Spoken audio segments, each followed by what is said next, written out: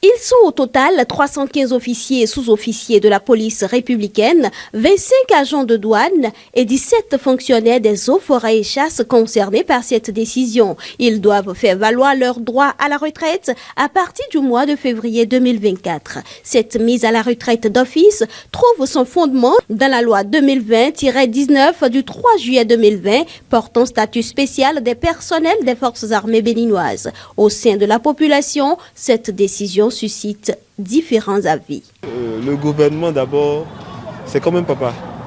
Et toutes les décisions qu'il prend, c'est pour l'intérêt général, c'est pour le bien de la famille. Le gouvernement a décidé de recruter des paramilitaires, des militaires.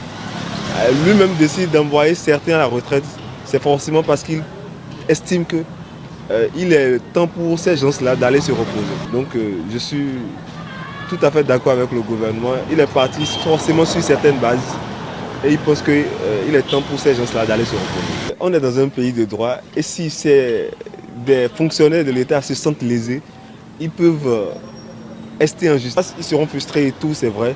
Mais bon, tout ce que papa fait n'est pas bien. Mais on fait avec. Moi, sincèrement, ça ne me fait ni chaud ni froid. En fait, je ne maîtrise pas trop le sujet. Donc du coup, je m'abstiens aussi de ne pas apporter trop de commentaires là-dessus. Le gouvernement a certainement sa raison. Mais est-ce que les officiers se sont préparés à ça? C'est une question qu'il faut se poser. Parce que sûrement, ils avaient des plans pour les années à venir, les temps à venir. Mais est-ce que la pension de retraite pourra leur suffire à atteindre ces objectifs comparément à leur salaire? Ce n'est pas sûr. Donc, de façon plus comme ça pourrait agir physiquement, psychologiquement et puis sur la famille également. Donc, selon moi, si on peut revoir encore cette décision, ce serait encore. C'est vrai, à la place de ceux-là, ou bien c'est un peu, est-ce que je vais dire le mot dur? Je ne sais pas, mais à la place de ceux-là, vous voyez, donc c'est ça. Mais je dis, sûrement c'est pour le bien du pays.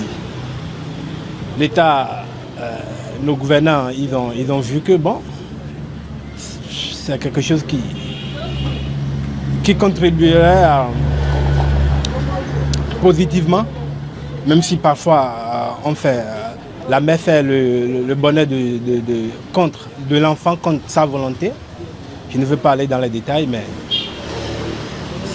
je ne veux pas dire que c'est dur, mais à la place de ceux-là, vous voyez, c'est 3 points de suspension.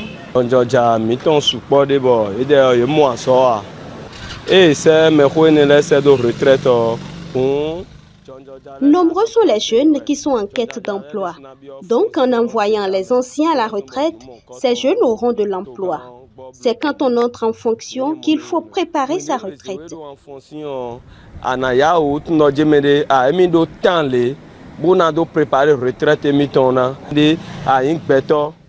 Il y a un adage qui dit que si vous voulez dormir dans une chambre à l'abri de la pluie, c'est pendant qu'il ne pleut pas qu'il faut la construire. En ce qui concerne les éléments des forces armées, le nombre n'est pas encore rendu public.